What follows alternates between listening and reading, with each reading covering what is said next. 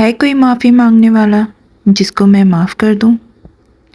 ہے کوئی رزق طلب کرنے والا جس کو میں رزق عطا کروں؟ ہے کوئی پریشان حال جس کی میں پریشانی دور کروں؟ ہے کوئی رحمت کا طلبگار جس پر میں رحمت کروں؟ یہ ندا ہے اللہ تبارک و تعالیٰ کی اپنے بندوں کے لیے۔ یا اللہ پاک، ہم حاضر ہیں تیرے معافی کے طلبگار، گناہ گار، سیاہ کار، خطا کار۔ یا اللہ پاک، ہم حاضر ہیں رزق طلب کرنے کے لیے۔ یا اللہ پاک، ہم پریشان ہیں اور تجھ سے لو لگائے بیٹھے ہیں کہ تو ہماری پریشانی دور کرے۔ یا اللہ پاک، ہم ہیں تیری رحمت کے طلبگار کہ تو ہم پر رحمت کرے۔ بسم اللہ الرحمن الرحیم۔ صلی اللہ علی حبیبہ سیدنا محمد و آلہ وصحبہ وبارک وسلم۔ الصلاۃ والسلام علیکہ یا سیدی یا رسول اللہ وعلی آلک و اصحابک یا حبیب اللہ۔ السلام علیکم ورحمۃ اللہ وبرکاتہ۔ الحمدللہ، آج ہم 15 شعبان کی شب مسجد نبوی شریف میں موجود ہیں، شب بارات کو، رحمتوں والی رات، بخششوں والی رات، مغفرت والی رات۔ اللہ تبارک و تعالیٰ سورہ دخان میں فرماتا ہے کہ اس رات ہر حکمت والا کام الگ کیا جاتا ہے، یعنی آنے والے پورے سال کے فیصلے ہوتے ہیں، یعنی کون کس حال میں آنے والا سال گزارے گا، ان کے ساتھ کیا حالات اور واقعات پیش آئیں گے، کس کے یہاں بچے کی پیدائش ہوگی اور کون فوت ہوگا، ان ساری چیزوں کی لسٹ اللہ تبارک و تعالیٰ فرشتوں کے حوالے کرتا ہے۔ تو یہ سارے اہم فیصلے اس رات ہوتے ہیں، اس لیے اس کو بہت ہی اہمیت والی رات کہا جاتا ہے۔ روایت میں آتا ہے کہ نبی پاک صلی اللہ علیہ وسلم نے شعبان میں، نبی پاک صلی اللہ علیہ وسلم بہت زیادہ روزے رہا کرتے تھے۔ جب صحابہ نے پوچھا اس بارے میں تو نبی پاک صلی اللہ علیہ وسلم نے فرمایا کہ اس رات میں بندوں کے اعمال اللہ تبارک و تعالیٰ کے سامنے پیش ہوتے ہیں، اور میں چاہتا ہوں کہ جب میرے اعمال اللہ تبارک و تعالیٰ کے سامنے پیش ہوں تو میں روزے سے رہوں۔ تو 15ویں شعبان کو روزہ رکھنا یہ سنت رسول صلی اللہ علیہ وآلہ وسلم ہے کہ اس وقت روزہ رہیں گے جس وقت ہمارے اعمال اللہ تبارک و تعالیٰ کے سامنے پیش ہونے لگیں گے۔ ویسے تو شب بارات کے بارے میں کافی اوتھینٹک احادیث ہے جو سیاہ ستہ میں موجود ہے، ان میں سے مشہور صحاباؤں سے بھی بہت ساری روایتیں آتی ہیں، اور خاص طور پر اما عائشہ صدیقہ رضی اللہ تعالیٰ عنہ سے کہ جب آپ نے اپنے پاس اپنے حجرے میں نبی پاک صلی اللہ علیہ وسلم کو نہ پایا تو وہ رات کو اٹھی اور نبی پاک صلی اللہ علیہ وسلم کو دیکھنے لگی۔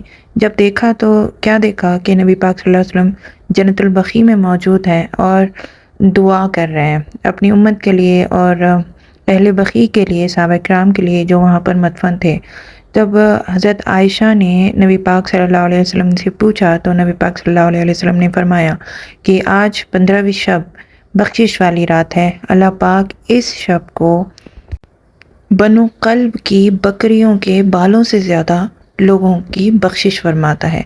بنو قلب ایک قبیلہ تھا جو کہ بہت زیادہ تعداد میں، ان کے پاس بھیڑ اور بکریاں تھیں بہت زیادہ تعداد میں، تو وہ مشہور ہونے کی وجہ سے تو اللہ پاک ان کی بکریوں کے بالوں سے زیادہ لوگوں کو جہنم سے آزادی دیتا ہے، یعنی جنت کا پروانہ دیتا ہے، ان کی بخشش کرتا ہے، ان کو معاف فرماتا ہے۔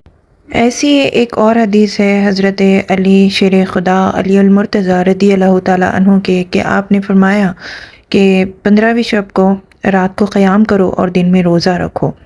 تو یہ بہت سارے صحاباؤں سے اس رات کی فضیلت ثابت ہے، اور ہم دیکھ رہے ہیں کہ ہم مسجد نبوی شریف میں بھی آج بہت زیادہ رش ہے، بہت پبلک ہے، لوگ اپنے آپ کو بخشوانے میں اتنے مصروف ہیں، عبادتوں میں مشغول ہیں، رو رہے ہیں، آنسو بہا رہے ہیں، اور اللہ پاک کی بارگاہ میں اپنی معافی کے طلبگار ہے۔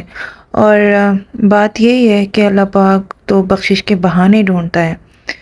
کئی روایتوں میں آتا ہے کہ ایسے تو اللہ پاک تو ہر وقت ہی بخشش کے بہانے طلب کرتا رہتا ہے کہ کس طرح سے اپنے بندوں کو بخش دیا جائے۔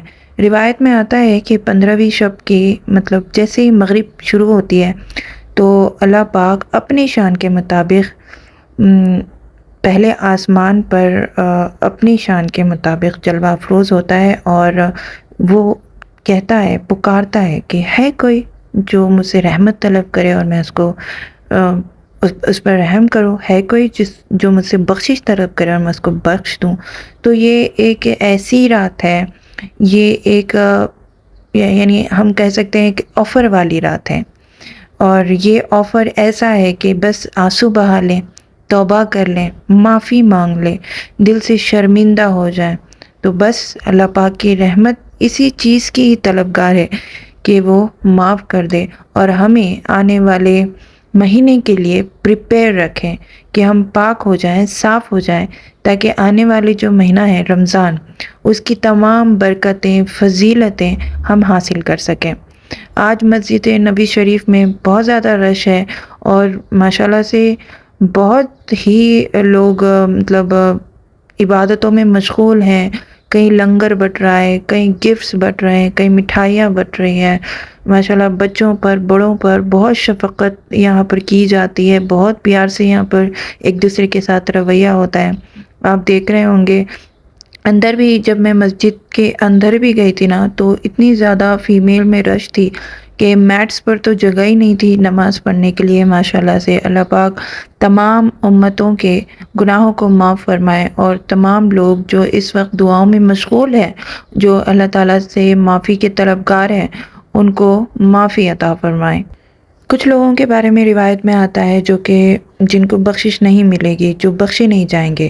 ان میں سے ایک ہے مشرک جو کہ شرک کرتے ہیں، دوسرا ہے جو لوگ دل میں کینہ یا دشمنی رکھتے ہیں۔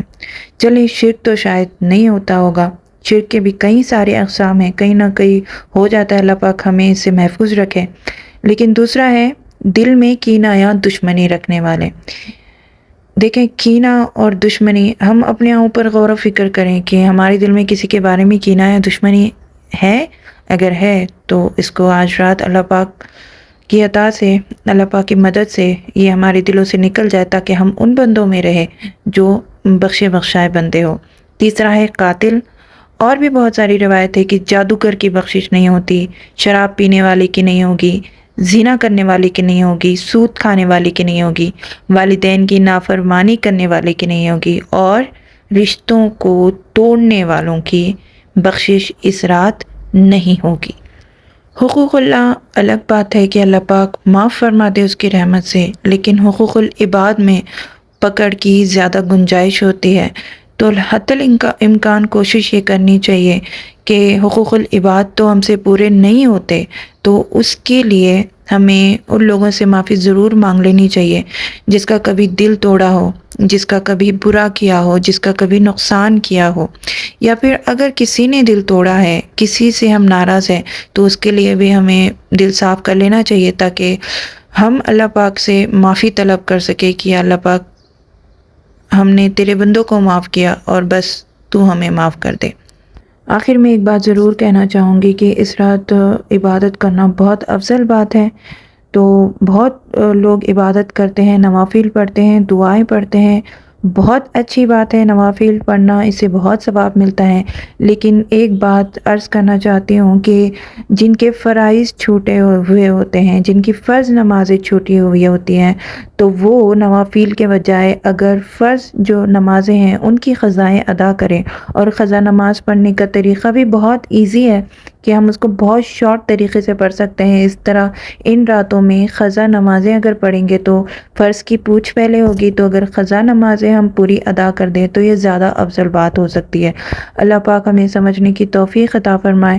امید ہے کہ آپ کو یہ ویڈیو پسند آیا ہوگا، اور اس شب کی رحمتوں اور برکتوں سے اللہ پاک ہم سب کو مالا مال کرے۔